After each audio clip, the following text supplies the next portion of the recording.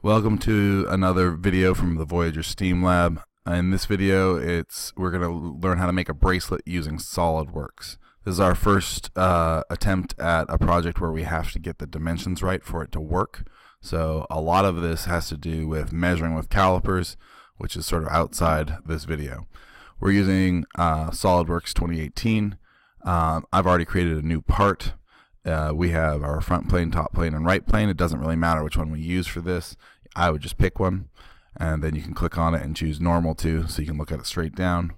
We have a outline, which I'm going to refer to.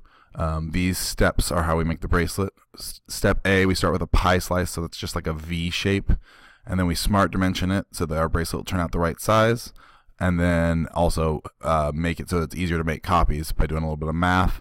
We create our bracelet design, we use a circular pattern tool to copy that design, we trim any unnecessary lines, and then we extrude. So I'm going to go through it real quick.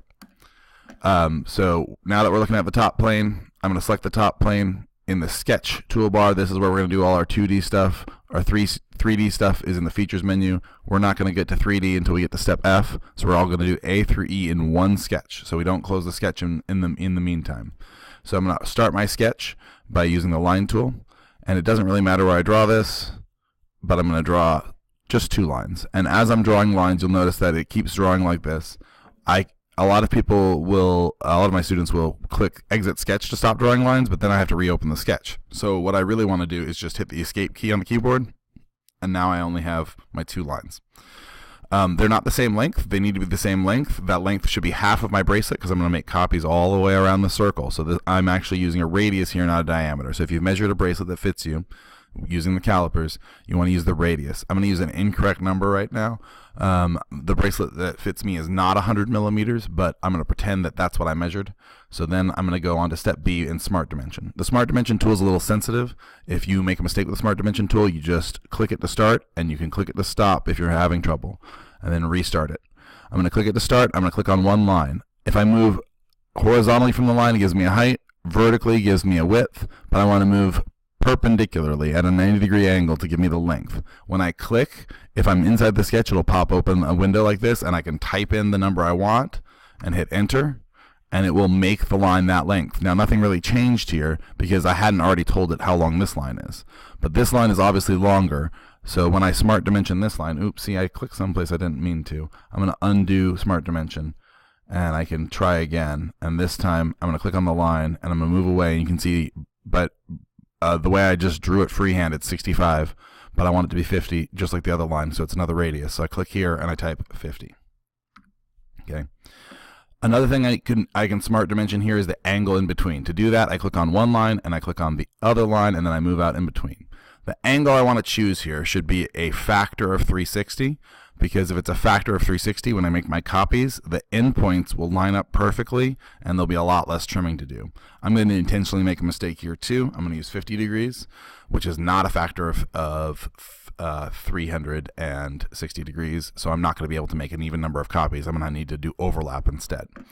So now I'm on, if I look back at our outline, I've done the pie slice, I've done 3 smart dimensions, now I'm going to do my design. If I think of this as a pie slice, the design that I actually have is going to be the crust of the pie. That's where I'm going to put things. I can use straight lines, I can use splines, I can use tangent arcs, whatever I like. I'm going to do a sort of simple design here. It helps to stay inside the pie slice. It helps that my lines do not overlap each other. It helps also if when I pull on this in and I pull on this in, it straightens out, because then my 3D printed bracelet will be stretchy. So there's my design.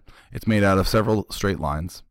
So now if you get lost, you always come back here. You say, okay, I've got my design. Now I'm going to use the circular pattern tool. The circular pattern tool is a little hard to find because it's hidden under the linear pattern tool. Click the drop down, choose circular pattern. There are 2 things I need to do. I need to choose this point as my point, which I think it's already chosen. I need to choose all of these lines that I want to make patterns of all the way around the circle. Now I've got those. I've got 4 copies by default. You can see the yellow copies, but I need to make more copies until they line up. Now I did 50 degrees, so when I do 7 copies, I almost connect, but not quite. So if I add 8 copies, you can see I have overlap. If my lines don't overlap, one strategy I can do is I can add these lines to the pattern, and that'll ensure overlap. So what that will do is when I click the check mark, I have a whole bunch of overlap. So that's where the trim tool comes in. I click on trim, and power trim is really great. You just drag across all the lines you don't want. They go away. You may need to zoom in and trim these other lines so that you just have a nice, simple connection there. You don't have to do this if you do the math right. If you do the math right, you will have these line up perfectly instead of having to do what I'm doing right now. I think I got a little lost there. Let's make sure I'm looking straight down on it again. All right. Zooming out, zooming in. You can do it from zoomed out as long as you're careful. I'm holding control on the keyboard and middle clicking to pan like that. Panning is helpful. So control on the keyboard, click down the mouse wheel so you can move around without zooming in and out. So I'm trimming those lines, and when I get them all trimmed, it'll do like that. Now I can finally finish the trim tool, exit my sketch, and extrude this. The extrusion is under the features menu because that's 3D. So I'm going to click on it. It's 3D like this. And I don't actually have to hollow it out or anything, because when I send it to the 3D printer, what I'm going to do is I'm going to only print one shell around the outside, 0 millimeter thick lid and a 0 millimeter thick base, and 0% infill, and it'll only print that outside edge. Or if you're using Cura like I'm using Cura, there's a special one in the features where it says only print the outside contours, and that works just fine. So that's my video. Here's my bracelet. Hopefully you have a good time making bracelets that try and fit you. Thanks.